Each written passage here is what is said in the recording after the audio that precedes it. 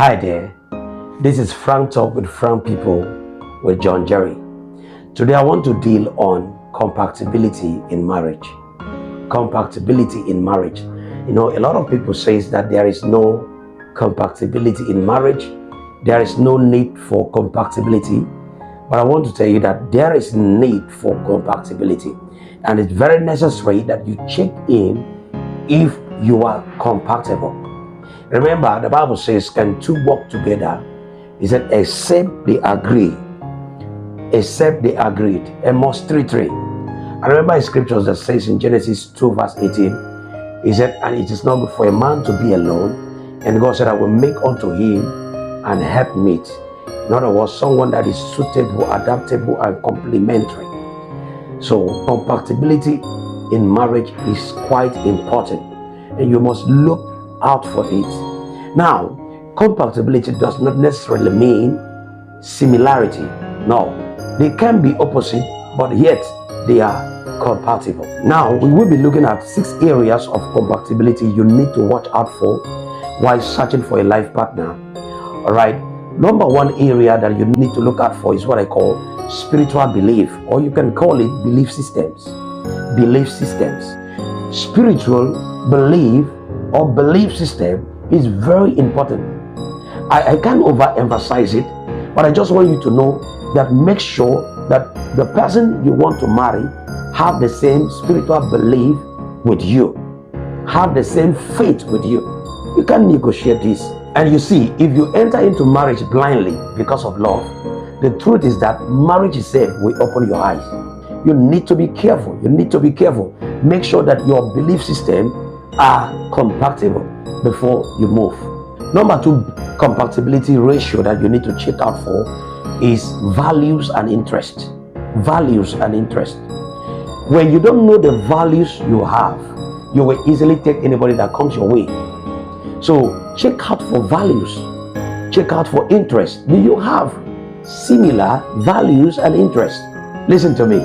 When you have similar interests and similar values, it is always interesting.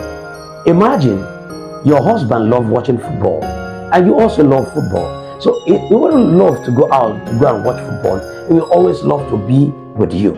Or both of you will always, catch fun together. Both of you will always, study together if you love knowledge, you love intellectuality, you love wisdom. You always brainstorm, you always learn, you always joke together, you always play together. So you see that values is important, that you look at the similarities in values, so that you don't marry someone that both of you are going separate ways. I mean, parallel line, separate ways. But you marry someone that both of you have similar interests, similar values, and by so doing, you will help each other to grow faster. And that marriage will be a very loving and interesting atmosphere. The next one is financial compatibility. Yes, financial compatibility. You see, you need to check out for, do you have the same mindset? Do you have the same understanding about money? Can you all handle money? Because some can be spenders or wasters of money, and some have investment mentality. So looking out for financial compatibility is very important. Don't just marry. Ask the person, what understanding do you have about money? How will you love to handle money? How will you love us to react when money enters our hands? If you don't do that, you will get into marriage and you will understand that you are trying to invest, but your spouse doesn't even understand what you are trying to do. He will think you are stingy, whereas you are trying to build the future. Some people don't really know how to handle money. Some people, immediately money enters their hand, they want to buy everything that comes their way. They want to buy this, buy that, buy this. So you must make sure that financial understanding is in place before you move to the next level. The next one is communication. You see, there must be compatibility in your communication skill. Communication in marriage is so important. It's so important. In fact, I will say that marriage is all about communication. When you have misunderstanding in communicating, there will bound to be a problem in that relationship. For instance, if the other person loves talking and the other person loves listening, is a listening type, that means that relationship is compatible. You must learn to understand each other's style of communication. You see, there are style of communication. There are couples that will communicate with their facial expression and they will understand themselves just with their eyes. They know what they are talking about. Whereas some, they have to shout and shout, and every communication will lead to argument, and every argument will lead to fight. So you must make sure that your communication skills are intact. The next one is intellectual compatibility. Yeah, intellectual compatibility. I always tell people, marry your kind. If you are an intellectual person, look for someone that looks like you and marry someone that is also intellectual. You know, marriage looks very enjoyable, interesting, and loving when both of the couples, have the same intellectual quotient. And that is why you must marry somebody that also think like you, reason like you, so that it doesn't become inferior while both of you are speaking. Some people are filled with inferiority complexes because of the intellectual capacity of their partner. Sometimes they don't even like working together. They don't like sharing ideas together. They don't like talking together. They don't like going to parties or to programs together because they just think they don't match up with each other intellectually. So you must check out for intellectual compatibility while searching for a life partner.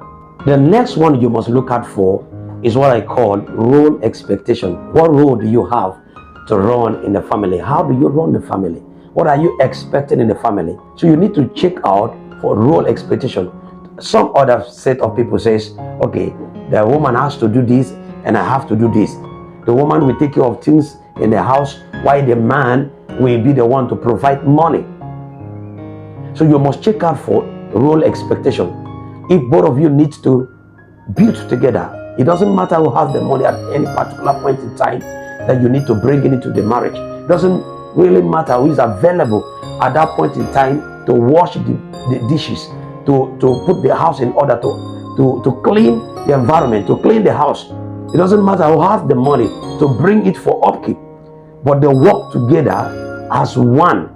They bring in their 100% into the marriage and they work together, irrespective who God is blessing at that point in time or who is available to do that particular work at that point in time. Check out for role expectation. It's very important because you will hear things like, it is your role to do this. It is your role to do this.